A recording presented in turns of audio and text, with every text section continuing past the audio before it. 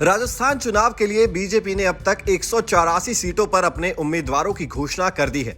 ऐसा माना जा रहा है कि बाकी बचे 16 प्रत्याशियों की सूची भी जल्द ही जारी होगी। अब यह खबर आ रही है कि पार्टी 12 अटरू विधानसभा सीट से अपने प्रत्याशी को बदल सकती है। यह सीट अनुसूचित जाति के लिए आरक्षित है और बीजेपी की तीसरी लिस्ट के मुताबिक इस सीट से पार्टी के सारिक चौधरी को टिकट दिया है।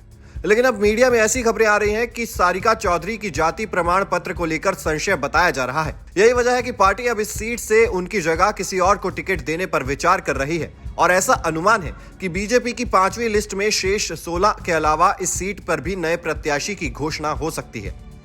अब आपको बताते हैं कि सारिका चौधरी के जाति प्रमाण पत्र को लेकर क्या विवाद है।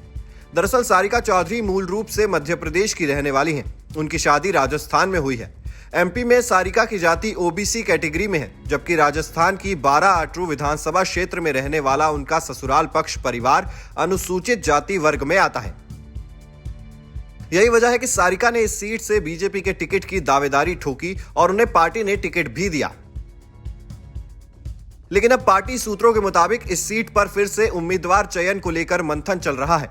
आपको बता दें कि सारिका सिंह बीजेपी से पहले 12 जिला प्रमुख रह चुकी हैं।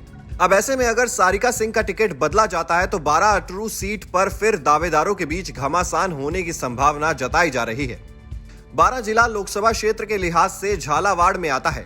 हथौड़ी के 4 जिले कोटा, बूंदी, बारां और झालावाड़ 2 लोकसभा सीटों में बटे हुए हैं। इनमें एक सीट कोटा बूंदी और दूसरी झालवाड़ा बारां है। झालवाड़ा बारां सीट से पहले पूर्व सीएम वसुंधरा राजे कई बार सांसद रह चुकी हैं। वहीं उसके बाद अब लगातार 3 बार से उनके पुत्र दुष्यंत सिंह सांसद हैं। वहीं कोटा बूंदी लोकसभा सीट से ओम बिरला सांसद हैं। हथौड़ी संभाग में बीजेपी और कांग्रेस दोनों ही पार्टियों में बगावत का झंडा बुलंद हो रहा है।